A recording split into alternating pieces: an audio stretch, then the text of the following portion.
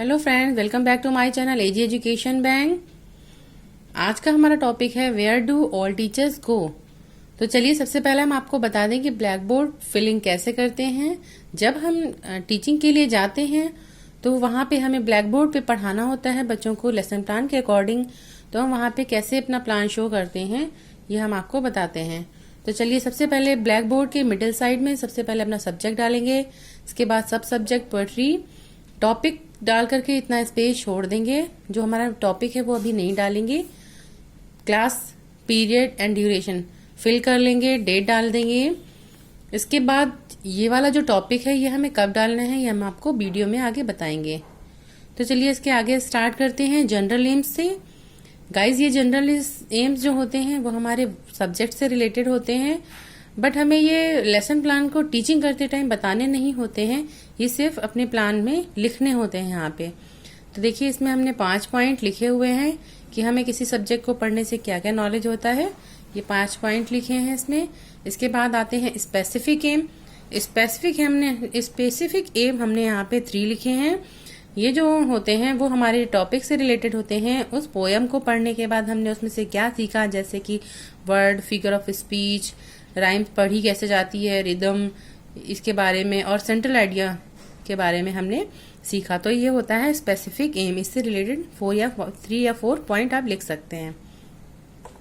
इसके बाद हमारा आता है टीचिंग एड्स। टीचिंग एड्स में जैसे कि हमने और वीडियो में डाला है ऑर्डिनरी क्लास इक्विपमेंट्स, आप चाहें तो अलग अलग भी लिख सकते हैं, अदरवाइज ऐसे ही लिख सकते हैं। इसके बाद है प्रीवियस नॉलेज।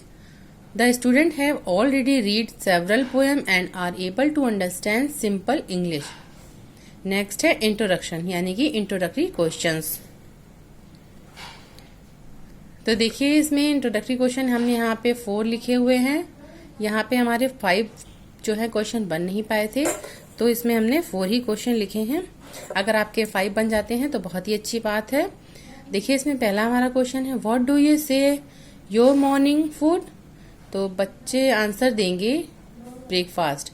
जिसको लेसन प्लान को शो करना होता है, जो टीचर होते हैं बीएड की ट्रेनिंग कर रहे होते हैं, उनको बोलते हैं पीपल टीचर्स। तो पीपल टीचर्स की ये एक्टिविटी होती है, उनको क्वेश्चन पूछना होता है, और जो स्टूडेंट्स पढ़ रहे होते हैं 6th, 7th, 8th के, उनकी एक्टिविटी इसमें लिखी जाती है। तो पहला क्वेश्चन पीपल टीचर पूछती हैं, उसका बच्चे आंसर करते हैं ब्रेकफास्ट।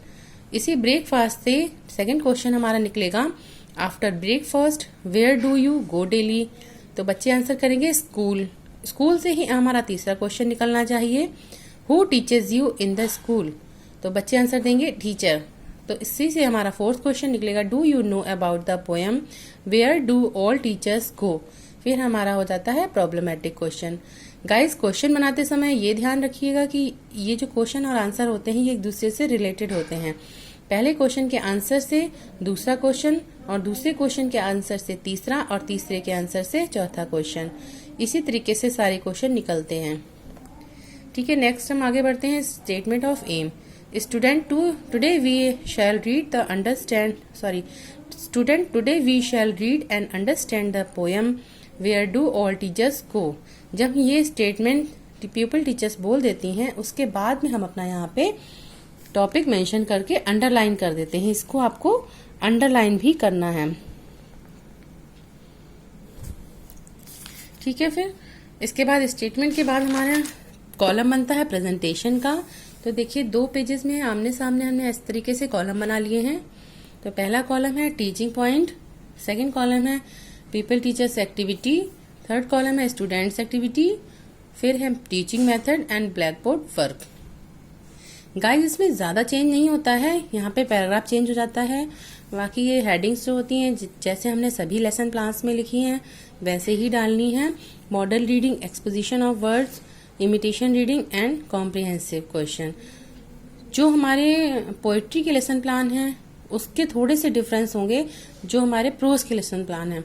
पोइट्री के सभी एक जैसे होंगे और प्रोज के सभी एक जैसे होंगे, दोनों में थोड़ा डिफरेंस है। बाकी इसमें सिर्फ केवल वर्ड मीनिंग चेंज किए जाते हैं, पैराग्राफ चेंज कर दिया जाता है, और ये जो क्वेश्चन आंसर होते हैं पैराग्राफ के अंदर वे अपने आप से ही निकाले जाते हैं। तो पीपल टीचर्स की एक्टिविटी में पैराग्राफ रीडिंग हो जाती है, फिर एक्सपोजिशन ऑफ वर्ड हो जाते हैं, इमिटेशन रीडिंग बच्चों से करवाई जाती है, फिर उनसे इसी पैराग्राफ से और इन्हीं मीनिंग से कुछ क्वेश्चन पूछ ले जाते हैं और उसके आंसर स्टूडेंट एक्टिविटी में लिखे जाते हैं, जो कि बच्चों की तरफ से आंसर आता है। तो देखिए, बच्चों स्टूडेंट एक्टिविटी क्या होती है, जब मॉडल रीडिंग होती है तो स्टूडेंट्स रीडिंग करते हैं केयरफुली। जब इमिटेशन रीडिंग होती है तो वो लाउडली रीडिंग करते हैं और दूसरे एक लोग कोई सुनेगा, एक लोग कोई बोलेंगे, बाकी लोग लिसन करते हैं। आपने देखा होगा कि एक बच्चा खड़ा हो जाता है और पोएम को रीड करता है लाउडली और दूसरे बच्चे शांति से सुनते हैं। फिर कॉम्प्रिहेंसिव क्वेश्चन में बच्चे रिप्लाई करते हैं, स्टूडेंट विल रिप्लाई, ये रिप्लाई है उन लोगों के उन क्वेश्चंस के। फिर teaching method, reading method, recitation method and questioning method. फिर वर्ड और मीनिंग यहाँ पे ब्लैक बोर्ड वर्क में लिख देते हैं। इसमें प्रोनाउंसिएशन वाला जो कॉलम है वो नहीं है। इसके बाद हमारी यूनिट 2 आती है। अगर आप चाहें तो एक ही यूनिट में बना सकते हैं। कॉम्प्रिहेंसिव क्वेश्चन के बाद इवैल्यूएशन क्वेश्चन कर सकते हैं। अदरवाइज अगर आपको 2 यूनिट बनानी है तो आप फिर से model reading, exposition of word, imitation reading, reading allowed and explanation and final reading, ये दोनों पैराग्राफ पढ़ाने के बाद फाइनल रीडिंग आती है। सबसे लास्ट में फाइनल रीडिंग होती है। उसके बाद आते हैं कॉम्प्रिहेंसिव क्वेश्चन दूसरे पैराग्राफ के। इसका आंसर बच्चे यहाँ पे स्टूडेंट एक्टिविटी में देते हैं। टीचिंग मेथड है क्वेश्चनिंग मेथड, यहाँ पे ब्लैक बोर्ड वर्क कुछ भी नहीं है। फिर हमारे आते हैं यहाँ पे, हमने यहाँ पे कॉलम को बंद कर दिया है। कॉम्प्रिहेंसिव क्वेश्चन के बाद ये इवैल्यूएशन क्वेश्चन। इवैल्यूएशन क्वेश्चन सिर्फ हमको क्वेश्चन लिखने होते हैं, उसमें बच्चों को आंसर नहीं लिखने होते। तो हमने यहाँ से यहाँ तक पूरे क्वेश्चन ही यहाँ पे लिखे हैं। ये देखिए, ये आंसर नहीं है, यहाँ पे यहाँ तक हमने ये कॉलम बंद कर दिया है। फिर आता है होमवर्क। होमवर्क में यहाँ पे मैच द फॉलोइंग हमने दे दिया है। आप फिलअप्स भी दे सकते हैं और इसमें कोई भी वर्क दे सकते हैं।